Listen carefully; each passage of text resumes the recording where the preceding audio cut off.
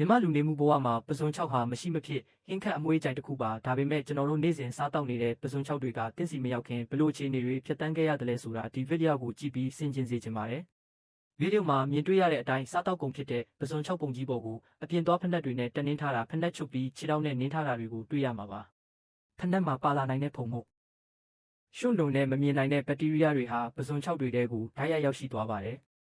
မြန်မာနိုင်ငံမှာပဇွန်6ကိုအတုပ်တုပ်တာပဲဖြစ်ဖြစ်ဟင်းထဲထဲတာပဲဖြစ်ဖြစ်ရေမစေးပဲဒီအတိုင်းခတ်စားလေးရှိကြပါတယ်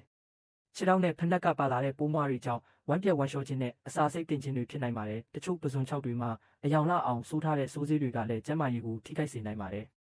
ပဇွန်6ကိုမစားသုံးခင်ရေနွေးပူပူနဲ့ဖြစ်စေရေစင်စင်နဲ့ဖြစ်စေအနည်းဆုံး2ကြိမ်3ကြိမ်ခန့်စေးကြောပါရေစေးပြီးနောက်အပူပေးချက်ပြုတ်ခြင်းသို့မဟုတ်ဒဲအိုးထဲတွင်ပြန်လော်ပြီးမှစားသုံးပါပဇွန်6ဝယ်ယူတဲ့အခါတက်နိုင်သမျှတန်ရှင်းမှုရှိတဲ့ဆိုင်တွေနဲ့ထုတ်ပိုးမှုစနစ်တကျရှိတဲ့ဆိုင်တွေမှာရွေးချယ်ဝယ်ယူကြပါတန်ရှင်းမှုကကျန်းမာရေးရဲ့အခြေခံဖြစ်ပါတယ်အပြင်ပန်းကြည့်ရင်လှပနေပေမဲ့နောက်ွယ်ကထုတ်လုပ်မှုအဆင့်ဆင့်မှာအခုလိုမတန်ရှင်းမှုတွေရှိနေနိုင်တာကြောင့်ပဇွန်6ဆိုတာရေစေးပြီးမှစားရမယ်ဆိုတဲ့အလေးကျင့်ကောင်းကိုအားလုံးစီမျှဝေပေးကြပါခင်ဗျာ